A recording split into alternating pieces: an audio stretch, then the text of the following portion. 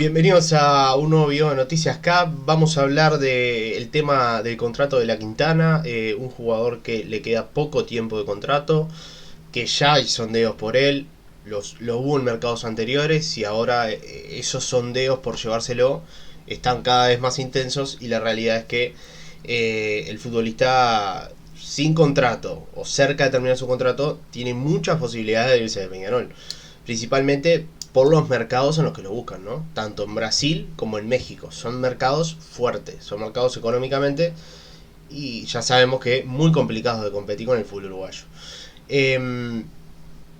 La realidad es que La Quintana, en su momento, recordemos, llegó a mitad de año, en agosto del 2021, firmó un contrato por 2 temporadas con Peñarol.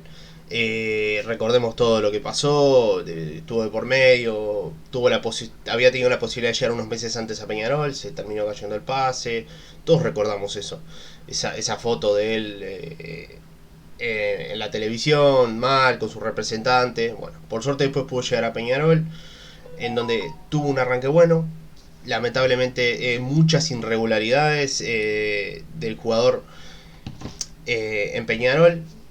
Yo creo que el nivel que mantuvo no es el que todos esperábamos. Capaz esperábamos a La Quintana que explotara mucho más y que mantuviera una regularidad partido a partido. O sea, que no es que se esperara que jugara bien todos los partidos, pero por lo menos que demostrara algo más partido a partido. Y hubo momentos donde apareció, donde fue un La Quintana desequilibrante que nos ilusionó a todos, y más el año pasado que con un poco, con muy poquito que hicieras en el ataque de Peñarol ya te ilusionabas, porque fue un año terrible en ese aspecto.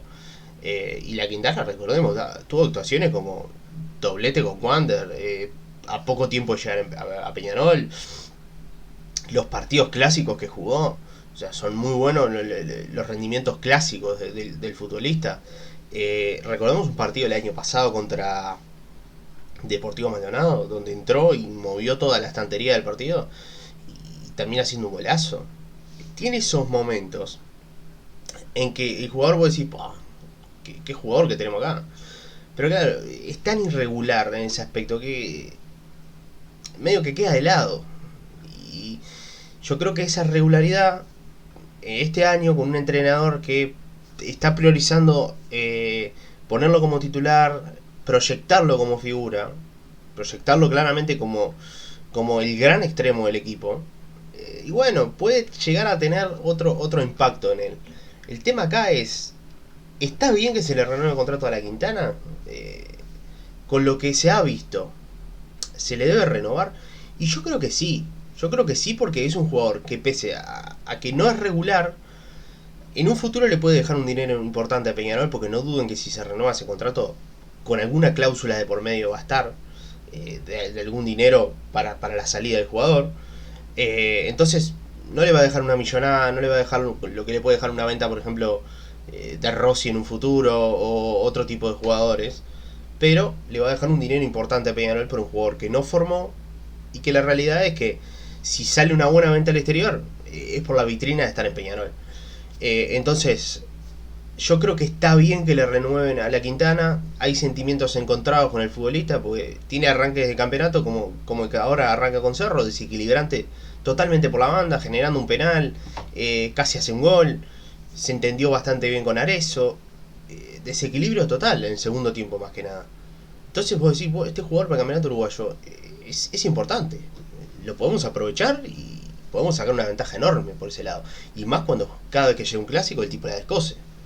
Y ahora, no solo eso, sino que lo capitalizó con goles el clásico. Entonces, todas esas cosas se ponen en la balanza. Al futbolista vamos a revisar, pero le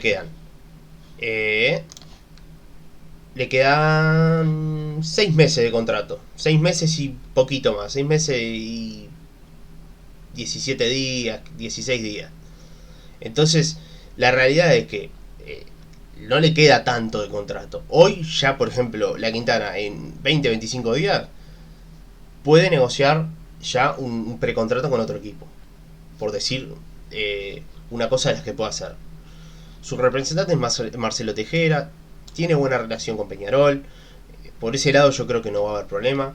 El tema acá es las propuestas que pueda tener el jugador contractuales en otros mercados. O sea, Peñarol le va a tener que mejorar su sueldo considerablemente si el jugador, si quiere que se quede el jugador. Porque si lo vienen a buscar de México y lo vienen a buscar de Brasil, estamos hablando de salarios importantes. Salarios que Peñarol no puede pagar. Pero hay que ver cómo hace, ¿no? El esfuerzo económico que puede hacer Peñarol a veces es preferible mantener una estabilidad en un equipo donde ya estás asentado, donde sabes que tenés muchísimas posibilidades de ser titular todo el año y cobrando, tal vez no lo que cobras en México, pero sí un muy buen salario para el medio local de acá, y tener la tranquilidad de estar en un equipo que ya estás asentado, que el técnico te quiere. A veces eso no tiene precio, digamos. Su carrera en Peñarol, para hablar un poco de lo que ha sido su regularidad, tiene momentos y momentos. Yo creo que en 64 partidos, 7 asistencias, 7 goles y 6 asistencias, y uno antes que llegara esperaba un poco más. No lo veo mal, pero uno antes que llegara esperaba un poco más.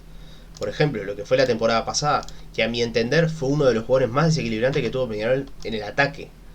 Un ataque muy malo el año pasado. Participa en 9 goles en 46 partidos. Para lo que fue el ataque de Peñarol el año pasado, no es un mal número. No es un mal número. Entonces, son cosas que hay que tener en cuenta.